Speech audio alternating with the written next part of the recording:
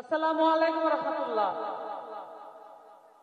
সকলকে আমার আন্তরিক সালাম দিয়ে শুরু করব। আজকে আমাদের এই মঞ্চে উপবিষ্ট আছেন শহীদ পরিবার এবং আহত যোদ্ধারা, যারা জুলাই অভ্যুত্থানে নিজেদের সর্বোচ্চটুকু ত্যাগ করে আজকের এই দিনটি আমাদের সামনে উপহার দিয়েছেন। আজকে 3 আগস্ট, গত বছর এই 3 আগস্টে আমরা একই সাথে এক বুক ভরা আশঙ্কা এবং এক বুক ভরা আশা নিয়ে এই শহীদ মিনারে অবস্থান করছিলাম।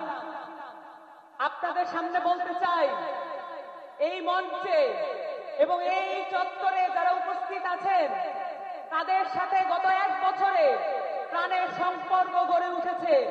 কিন্তু এও সত্য, এই শহীদ মিনারে গত বছর উপস্থিত থেকেও আমরা একে অপরকে চিনতে পারি নাই। কিন্তু এই গণঅভ্যুত্থান আমাদের সকলের প্রাণকে একত্র করে দিয়েছে। আপনাদের সাথে আমাদের এই আত্মিক সম্পর্ক কখনো মোছার নয়। শহীদের আকাঙ্ক্ষা দিয়ে, শহীদ পরিবারের চাওয়া দিয়ে একটি রাজনৈতিক দল হিসেবে এনসিপি গড়ে উঠছে। আহতদের পরামর্শের ভিত্তিতে এনসিপি গড়ে উঠছে এবং সেই সাথে প্রতিটি জেলায় যত ভাই বোনেরা রাস্তায় নেমে এসেছিলেন, যত শহীদ পরিবাররা আমাদের সাথে দেখা করার জন্য আকাঙ্ক্ষা নিয়ে বসেছিলেন, সকলের সাথে আমরা দেখা করে এসেছি। এবং আমরা এও বলতে চাই, আমরা বাতাসের আধ্যাত্মিক মর্যাদা বুঝি। প্রতিটি জেলার বাতাস আমাদের গায়ে লেগেছে।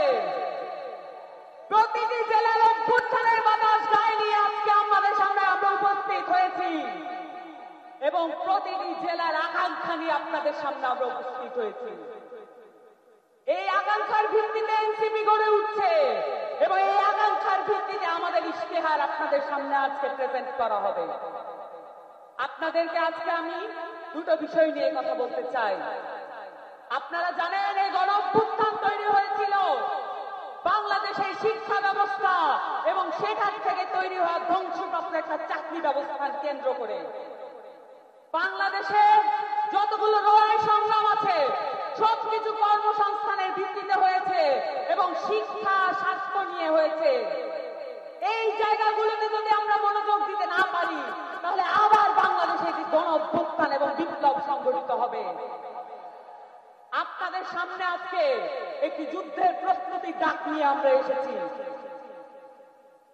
শিক্ষা এবং স্বাস্থ্য, সেই সাথে আমাদের সংস্কৃতিকে অবহেলা করার কোনো সুযোগ নাই। আপনারা জানেন, বাংলাদেশ আওয়ামী লীগ, এই ফ্যাসিস্ট দলটি বাংলাদেশের শিক্ষা এবং বাংলাদেশের সংস্কৃতিকে ধ্বংসপ্রাপ্ত করার জন্য বাংলাদেশের প্রত্যেকটা রাষ্ট্রীয় প্রতিষ্ঠানকে ব্যবহৃত করেছে। এই রাষ্ট্রীয় প্রতিষ্ঠানগুলোতে আমাদের মুক্ত করতে হবে। আমরা এটা জানি, শিক্ষার সাথে হেকমতের সম্পর্ক। আমরা আমাদের বাংলাদেশের নতুন উদ্ভাবনী ক্ষমতা হেকমতের সাথে সম্পর্কিত করতে চাই। বাংলাদেশের শিক্ষা হবে সার্বজনীন। এই শিক্ষা শুধুমাত্র কতিপয় ব্যক্তিকে জাতে উঠা টুলস হিসেবে ব্যবহৃত হবে না। এই শিক্ষা হবে প্রত্যেকটা মানুষের। ওই পথশিশুর বাবা, যে পথশিশু এই অভ্যুত্থানে নিজের প্রাণ দিয়ে দিয়েছে। আমরা সকলের জন্য সার্বজনীন শিক্ষা ব্যবস্থা আনবো, এই প্রতিজ্ঞা আপনাদের সামনে করছি। এবং সেই সাথে বাংলাদেশের এই আওয়ামী লীগ বাংলাদেশের সংস্কৃতিকে, বাংলাদেশের মাটি ও মানুষের সংস্কৃতিকে ভুলণ্ঠিত করে এখানে রাষ্ট্রীয় রোশানালে, রাষ্ট্রীয় কৃষ্ণ পতাকায় আমরা দেখেছি বিদেশের অনেক সংস্কৃতি আমাদের দেশে আনার চেষ্টা করেছে। আমরা দেখেছি বাঙালি জাতীয়তাবাদের নামে বাংলাদেশে একটি এমন সংস্কৃতি গড়ে তোলা হয়েছে যেখানে আমাদের বাইশ ভান্ডারি গান নাই, যেখানে আমাদের আব্দুল করিমরা নাই, যেখানে আমাদের রমেশ শীলরা নাই। আমরা এমন সংস্কৃতি গড়ে তুলতে চাই যেখানে আমাদের গণঅভ্যুত্থানের কথা লেখা থাকবে, যেখানে আমাদের গণঅভ্যুত্থানের সংস্কৃতি লেখা থাকবে। এবং সেই সাথে আপনাদের সামনে আজকে ঘোষণা দিতে চাই, বাংলাদেশের বাংলার এই